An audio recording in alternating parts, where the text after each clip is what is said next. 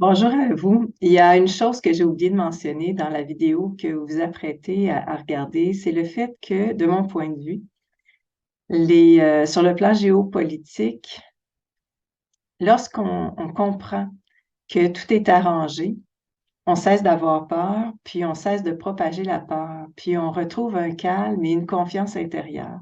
Ce que je veux dire par là, c'est que on réalise que l'intention des gens qui veulent instaurer un ordre mondial ont tout avantage. Ben, leur intention, c'est de nous garder dans le système politique actuel.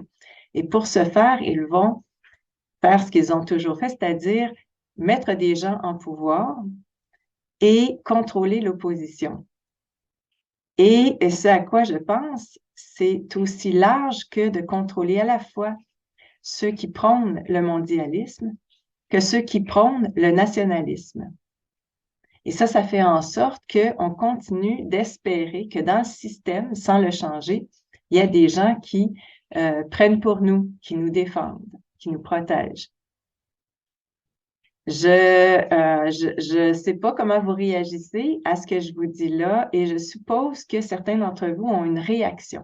Et je vais parler de cette réaction dans la vidéo qui vient. Je tiens à dire que pour moi, les Américains, les Russes, les Chinois, l'humanité est la force principale. La force principale dans notre société actuelle et les gens qui prônent l'ordre mondial le savent très bien. Et c'est pour ça que c'est comme une forme de jeu d'échecs qu'ils jouent en ce moment pour s'assurer de nous garder dans le système. Par contre, lorsqu'on en sort, lorsqu'on découvre que, comme je vous dis, sur le plan géopolitique, tout est arrangé, on redécouvre des facultés qu'on a oubliées. C'est-à-dire qu'on transpose notre intérêt vers autre chose. Et cette autre chose, c'est justement ces facultés des humains. Et entre autres, comme faculté, on a la capacité de distinguer ce qui est vrai du faux.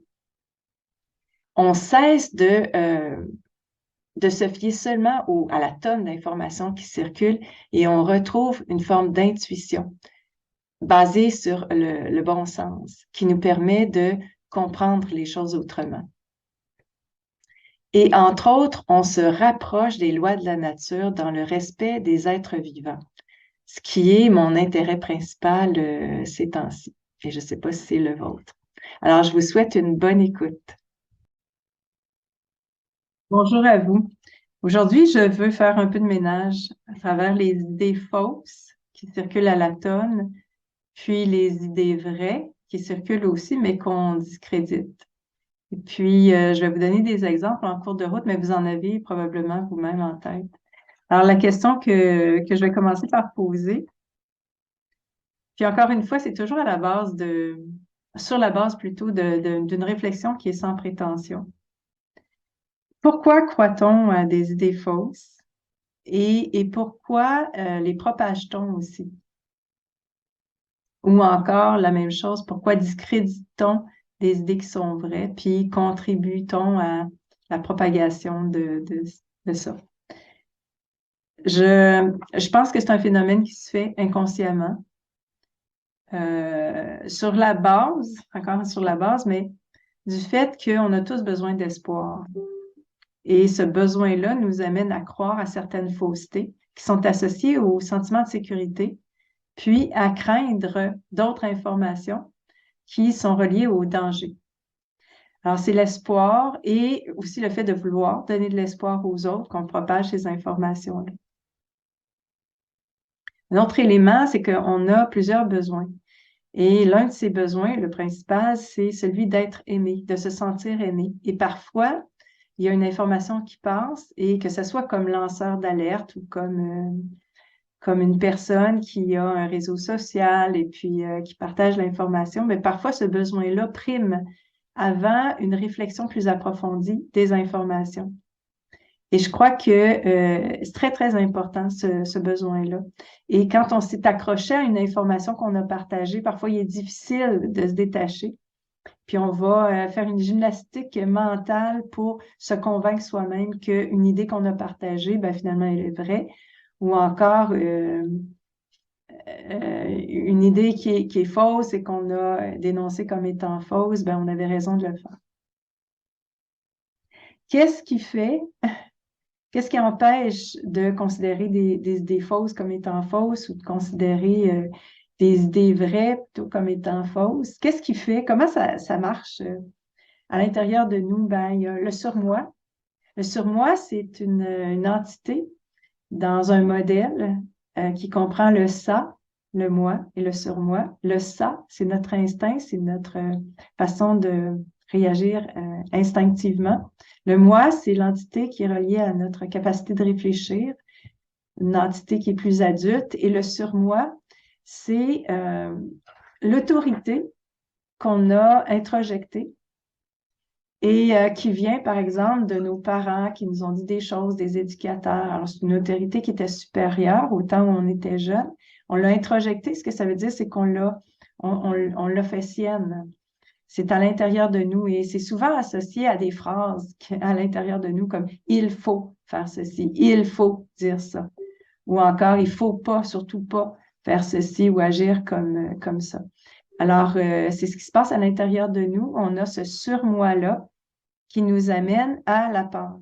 C'est essentiellement ça. La peur, culpabilité, c'est vraiment autour de ces deux expériences intérieures qu'on vit.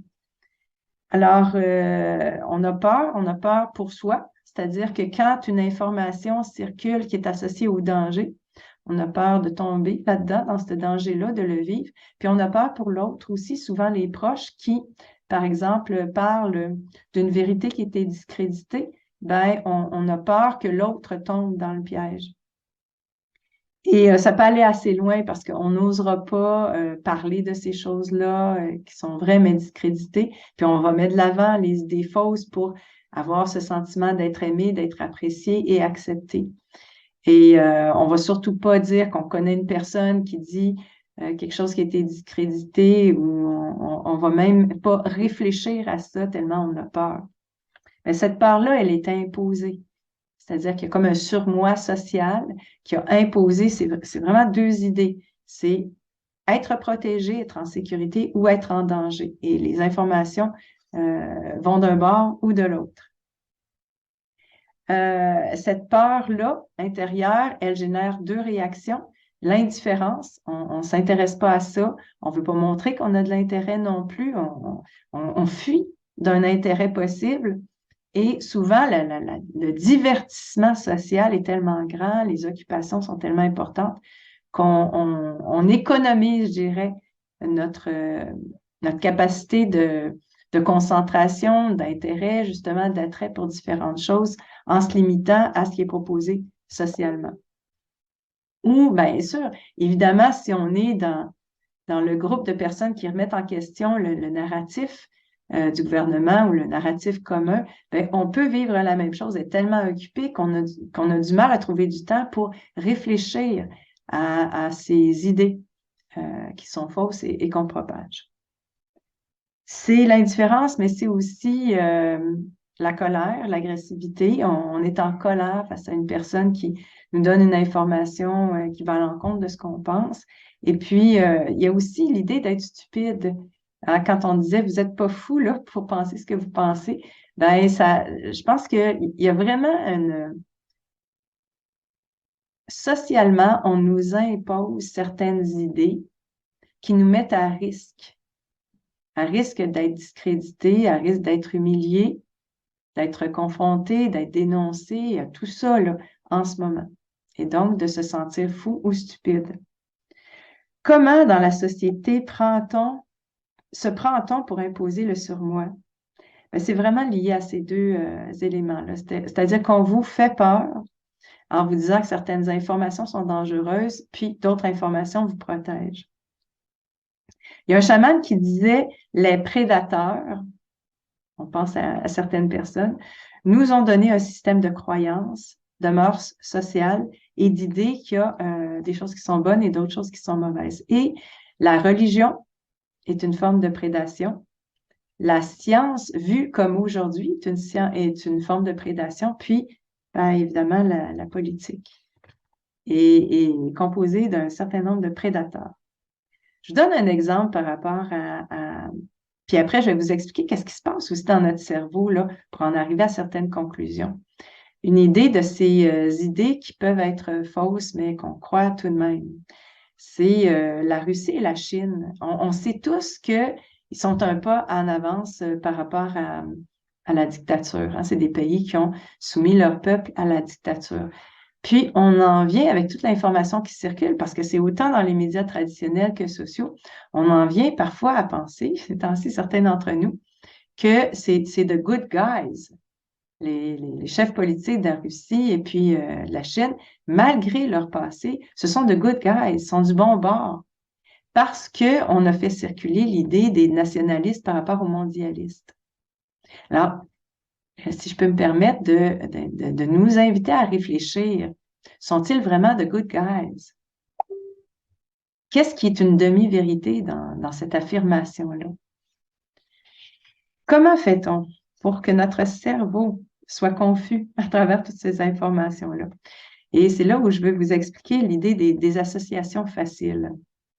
On fait des associations faciles, par exemple, un exemple facile, changement climatique, provoqué par l'homme, est associé à la pollution. Il y a pas grand monde qui va remettre en question qu'on pollue la Terre, que les hommes polluent la Terre. Mais on a associé cette idée-là à un phénomène qui est tout à fait naturel, qui est le changement climatique. Puis évidemment, à mon sens, cette confusion qu'on vit, elle est mise en place pour arriver à une société de contrôle et de surveillance. Une autre façon de faire pour que notre cerveau soit confus, c'est la familiarité induite. Qu'est-ce que c'est ça? C'est un phénomène qui n'est pas normal, dont on parle de plus en plus et qui devient familier. Et là, les gens vont être gênés de dire que c'est pas normal. Il y a l'idée du politically correct, où de plus en plus, avec la mouvance d'aujourd'hui, contemporaine, il y a des choses qu'on peut pas dire, comme il y a des choses qu'on doit dire. Ben, c'est pas nouveau en même temps, parce que à l'époque de la religion, où c'était très, très important, il y avait effectivement des choses qu'on pouvait pas dire, des choses qu'on pouvait pas faire. Pareil comme aujourd'hui. Mais cette idée, par exemple, que on ne doit pas considérer qu'une personne est une femme ou un homme, tout simplement par l'apparence qu'il a, le fait qu'il est né femme ou il est né homme. Cette confusion-là, ben pour moi, une raison est reliée à cette volonté de baisser la fertilité. Mais peu importe, elle devient familière. Ça devient gênant, comme je l'ai dit, d'en parler. Familiarité induite et malgré tout, il faut savoir que le fait de considérer les choses comme familières ou d'accepter inconditionnellement ces choses-là, c'est leur seul moyen de survivre. Quand on commence à s'exprimer de façon calme, par exemple, puis remettre en question certaines idées, au risque du ridicule, au risque d'être discrédité, d'être dénoncé, tout ça, ben, on brise un peu cette construction, parce que c'est une construction, parce que toutes ces idées-là, ça nous amène à percevoir la réalité d'une certaine façon. Et cette perception-là, c'est ça qui construit la réalité. Alors, même si la réalité est plus importante, évidemment, qu'une perception, on vit sur la base de nos perceptions. Et ce sont des perceptions individuelles et sociales. Je vais vous donner un exemple de ces idées fausses qui circulent. Puis quelques exemples. Puis je vais essayer de prendre un exemple qui n'est pas trop collé à la crise actuelle pour pas créer trop de réactions. Mais malgré tout, essayez de voir si vous réagissez en ayant peur, par exemple, pour vous ou pour les autres. C'est l'idée du jeûne. Alors, on a passé l'idée que le jeûne est dangereux. Puis, c'est une demi-vérité parce qu'un jeûne prolongé, c'est effectivement, ça peut détruire une vie. Mais est-ce que le jeûne est vraiment dangereux? Et quand on le compare à l'alimentation, est-ce que c'est cette idée du jeûne dangereux, ça ne cache pas l'idée que l'alimentation peut être dangereuse? Non seulement la malbouffe, ce qu'on met dans notre corps, mais cette idée qu'il faut absolument manger 3 repas par jour et à tous les jours. Alors que le jeûne, c'est naturel chez les animaux. Certains humains aussi jeûnent, puis ça fait partie de leur hygiène de vie. Il y a d'autres idées qui circulent, que la chimio, par exemple, c'est le traitement incontournable pour le cancer.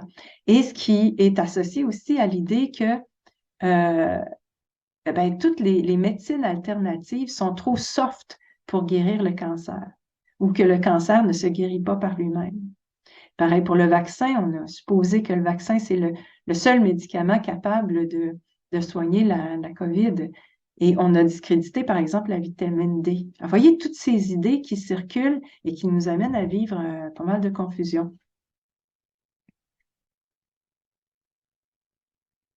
Je reviens au jeûne parce que ces temps-ci, j'ai vu des reportages, j'ai lu là-dessus aussi. J'ai compris que digérer, manger puis digérer, ça prend un tiers de notre énergie. Et pendant qu'on fait ça, il y a cette énergie-là qui ne peut pas être consacrée à la concentration, par exemple, aux facultés mentales et évidemment aux facultés physiques. Et quand on mange de la malbouffe, bien évidemment, ce temps-là, il est plus long. Alors, c'est intéressant de constater que de moins manger, par exemple, ou de bien manger, évidemment, ça nous préserve, ça nous redonne une partie de notre énergie. J'ai entendu aussi une recherche qui a été faite, qui a été publiée, qui a été reproduite, qui a été continuelle. Ça a été fait malheureusement sur des rats en laboratoire à qui on a injecté de la chimiothérapie. Et on a divisé le groupe de rats en deux. Un groupe qui continuait à manger normalement avec la chimio, puis un autre groupe qui jeûnait avec la chimio. Et contre toute attente, le groupe qui mangeait et sont tous décédés. Et le groupe qui avait jeûné a continué à vivre comme si de rien n'était. Et cette recherche a été très intéressante pour les gens pour l'industrie qui produit la chimiothérapie et tout ce qu'il y a autour de ça. On s'y est intéressé parce qu'on sait que la chimio a des effets toxiques et c'était un moyen je dirais, de contrer ces effets-là. Mais on a continué à faire des recherches, puis on a découvert que le jeûne soignait le cancer. Et puis, bon, ça, c'est moins intéressant pour les compagnies pharmaceutiques. Et on a découvert que pourquoi le jeûne soigne le cancer, c'est que le corps humain en position de jeûne, il se met à protéger le corps parce qu'il est en manque. Et il protège en consolidant les cellules saines et en détruisant les cellules cancéreuses. C'est incroyable. Notre corps est un hôpital ambulant. Mais cette idée-là, évidemment, ne fait pas l'affaire des compagnies pharmaceutiques. Alors, de dire que le jeûne est dangereux, c'est une demi-vérité. Puis, ça empêche les gens d'expérimenter cette médecine, si on peut dire, qui était connue depuis très, très, très longtemps et utilisée aussi. Et je voulais vous dire aussi, ça me fait penser, c'est ça, à une recherche, quand j'enseignais en psychologie positive, on avait démontré que les paraplégiques étaient plus heureux, plusieurs d'entre eux étaient plus heureux après un accident qu'ils avaient eu et qui les avait rendus paraplégiques. C'est vraiment impressionnant mais comment on peut comprendre ça? Alors, vous voyez, si on se limite à une association facile, on se dit, ben non, ça se peut pas, c'est impossible.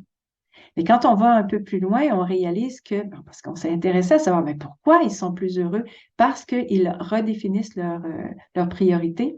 Souvent, ils vont faire du ménage dans leur relation, ils vont garder les amis qui les soutiennent, puis il y en a d'autres qui disparaissent parce qu'ils sont malades, ils vont passer moins de temps avec eux. Association facile, familiarité induite, c'est vraiment des choses qui doivent rester en tête pour nous aider à comprendre et démêler le vrai du faux dans l'information qui circule, que ce soit dans les médias traditionnels ou les médias sociaux. Et tenir compte de la complexité des phénomènes. Dans l'exemple des paraplégiques, il fallait aller un petit peu plus loin pour comprendre pourquoi ils étaient plus heureux.